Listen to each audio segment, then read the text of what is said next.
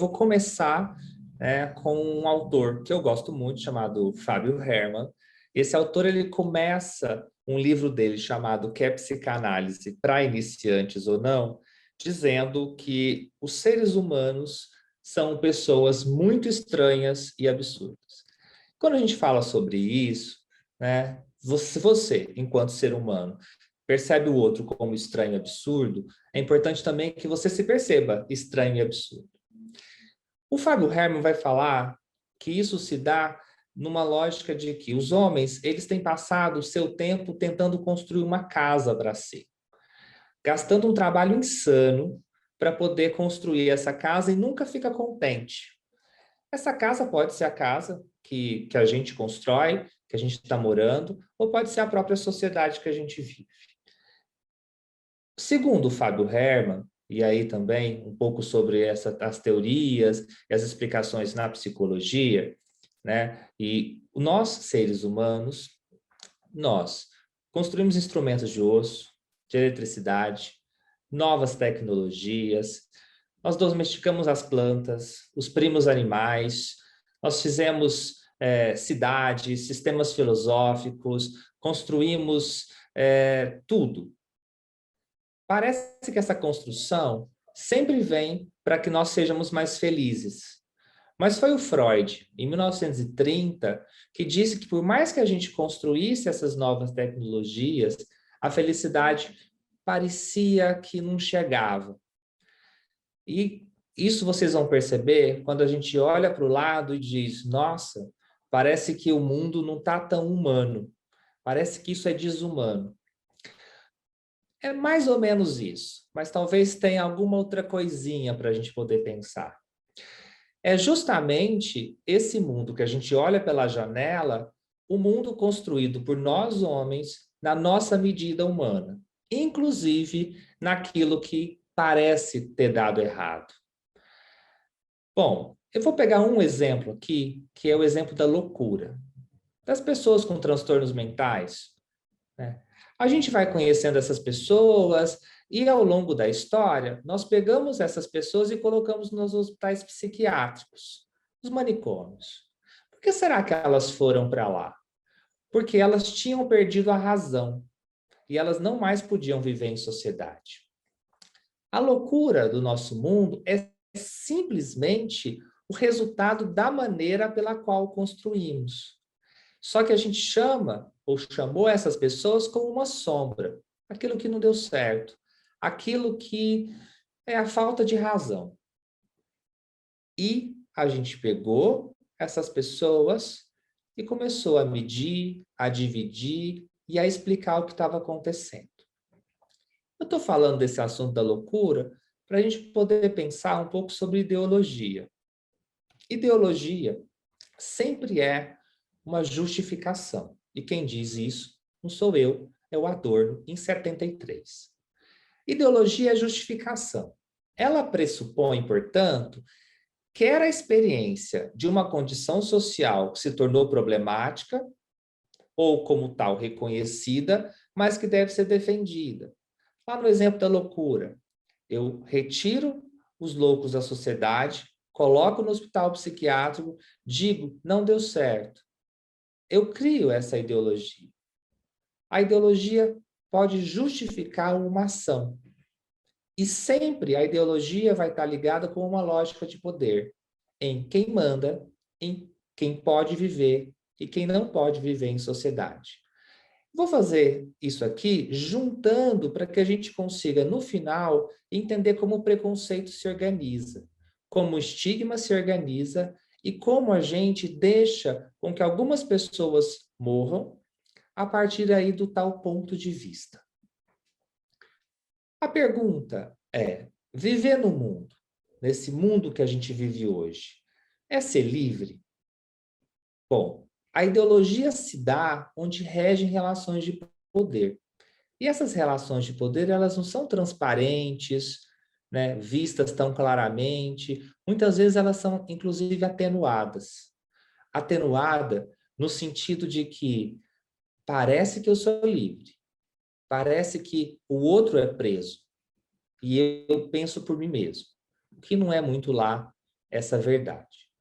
Quando a gente vai falar sobre vieses, quando a gente vai pensar em vieses dentro da psicologia social, a gente precisa entender que todos nós, seres humanos, temos nossos pontos de vista. É a tal da medida humana que o Fábio Herman falou lá no início. E essa ideologia, ela vai ter um sentido positivo e também um sentido negativo. Todos nós temos um conjunto de valores, ideias, ideais, filosofias para viver em sociedade, para viver em grupo. Nesse sentido, o Pedrinho Guareschi vai dizer que todas as pessoas ou grupos sociais possuem sua ideologia, pois é impossível alguém ter suas ideias, ideais ou valores próprios. A gente é capturado por esses valores da sociedade. O sentido negativo disso, ou um sentido até crítico, é a gente pensar que existe uma constituição de ideias distorcidas, enganadoras, mistificadoras, algo chamado meias mentiras. Aqui a gente tem um problema. Será que o que eu sei é a verdade e o que o outro sabe não é verdade? É a minha ideologia a correta?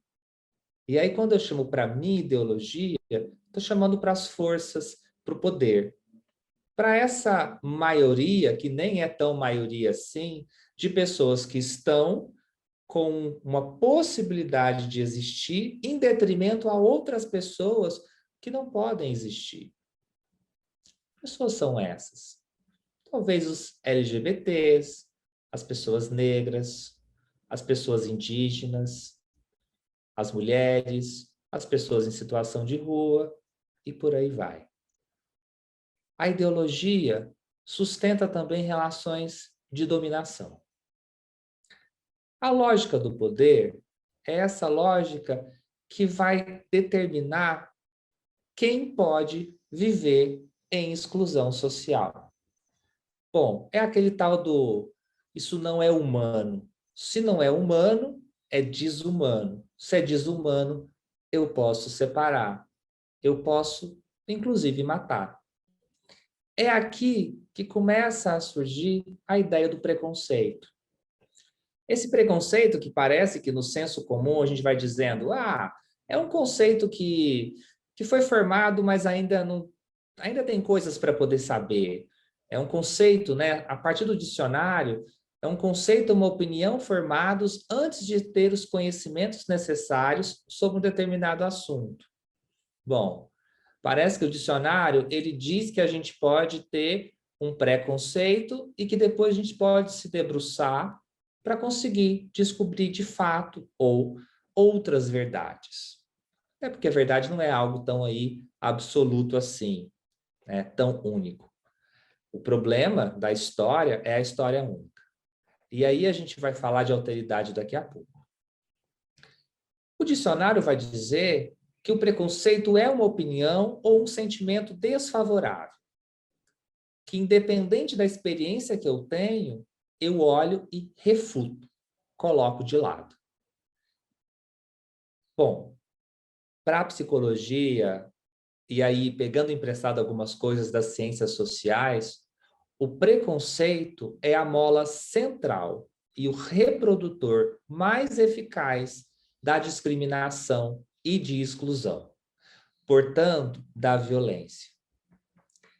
Se eu crio o mundo a partir da medida humana, se nós criamos o mundo a partir da medida humana, tudo aquilo que eu julgo a partir da lógica de poder como não humano, eu, usando a violência, discrimino e excluo.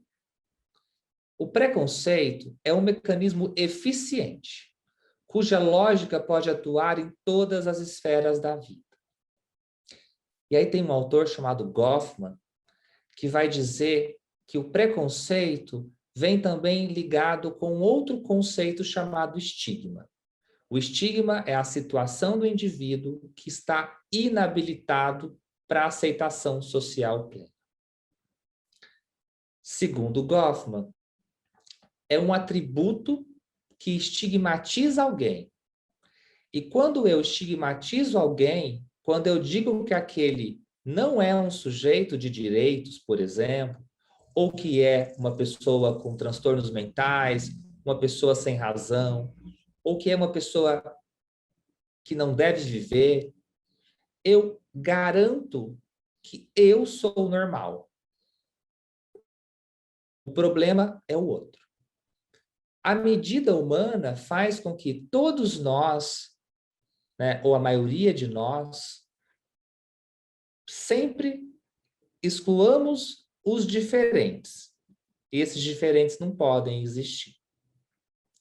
E aí aqui eu vou chegar num conceito, um outro conceito, que é o conceito de alteridade.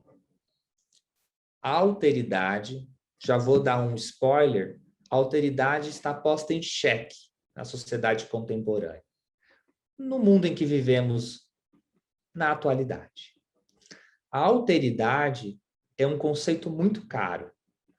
A alteridade, e aí usando o dicionário Aurélio, esse bem conhecido, a alteridade é o caráter ou estado do que é diferente, distinto, que é o outro, que se opõe à identidade, ao que é próprio e particular, que enxerga o outro como um ser distinto, diferente. Ufa, e que difícil tem sido olhar o outro e não querer que o outro seja igual a mim. Porque o mundo em que vivemos, nessa medida humana que o Fábio Herman disse lá no início, é essa que diz: não, eu não aceito você diferente daquilo que eu sou. Eu quero impor a minha regra, a minha norma. Ou melhor, a sociedade impõe as normas sociais vigentes e escolhe quem pode ou não pode viver. É aqui que a alteridade vai ser posta em xeque. Mas parece que nós, seres humanos, não deveríamos ser assim. O Merleau-Ponty vai dizer que o homem não existe como consciência fechada em si mesmo. É o homem no mundo, o mundo das relações. É um ser em situação. Nós homens, nós mulheres, nós pessoas, nós somos seres em si mesmos abertos. Nós somos sujeitos de relação. E nós deveríamos estar abertos ao novo ou ao outro. É claro que nós nunca somos totalmente livres. O mundo tem regras, e essas regras vão sendo construídas. Mas é importante entender que nós estamos em constante transformação. Falar de constantes transformações desse mundo, aí a partir desse viés do preconceito, ou a partir da ideologia, essa que eu acho que o outro tem ideologia, mas que eu não tenho, porque a ideologia sempre é o outro. Eu não tenho, eu tenho a verdade nas minhas mãos. Quando eu falo eu, entenda-se sociedade. Tem outra coisa posta em xeque, a própria noção da amizade.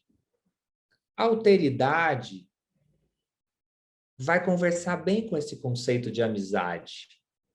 Amigo é aquele que a gente, por empatia, aceita, acolhe, briga, discute, mas que traz para junto, traz para perto. A gente tem mais algo posto em xeque, a noção de amizade. Sob o fundo de uma relação de amizade, discute-se no diálogo uma forma de parceria, parésia, nas palavras do Foucault, um autor bem interessante. A amizade consiste no conselho sobre os diferentes exercícios e conhecimentos para fazer da nossa vida uma obra de arte.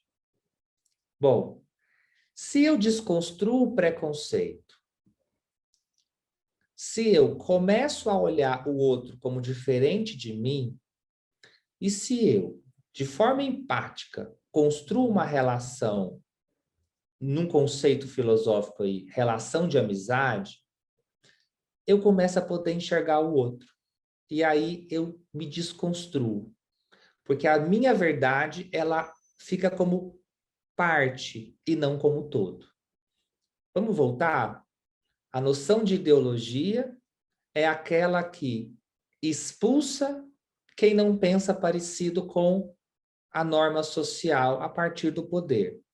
Se eu me abro para isso e entendo que as ideologias existem, mas que a alteridade também existe e que o outro é diferente de mim, eu começo a reconhecer a luta do outro, não como se o outro ganha, eu perco, mas a ideia de que todos nós podemos viver em sociedade.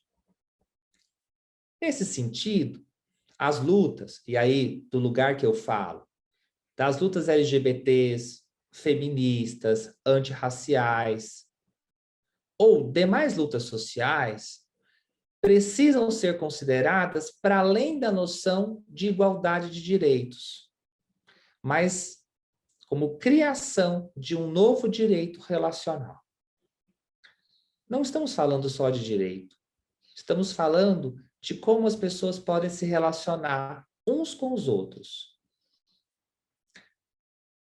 Para fechar, eu vou trazer o Ortega, que é um autor que eu gosto muito, que escreveu uma discussão com o Foucault sobre a estética da amizade. Ele vai dizer: um pensamento que não culmina no individualismo, como muitos afirmam, mas que tenta introduzir movimento e fantasia nas deterioradas e rígidas relações sociais. Foucault pretende mostrar com sua reabilitação de amizade como as formas possíveis de vida em comum em sociedade não se esgotam. É possível criar novas formas de existência, produtoras de uma intensidade e de um prazer especiais.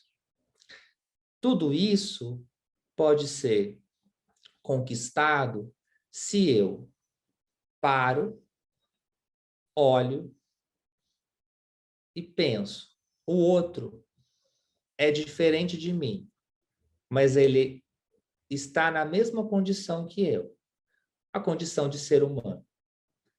A humanidade, ela pode existir de uma forma melhor. Ela pode existir se eu reconheço a alteridade. E se eu e o outro nos autorizamos a sermos diferentes e ainda assim podermos nos relacionar dentro da sociedade. É um pouquinho disso que eu quis trazer para vocês, muito mais no sentido provocador ou provocativo, para que a gente comece a pensar as nossas relações. É quase um exercício. Se você pegar um papel em branco, desenhar você no meio e começar a pensar nas relações que você estabelece, comece a entender se essas relações que você estabelece são com pessoas que pensam muito parecido com você, ou se é mais divertido que eu tenha do meu lado pessoas que pensam diferente, mas que os pensamentos possam se intercomunicar. É um pouco isso que eu quero deixar para vocês. Muito obrigado.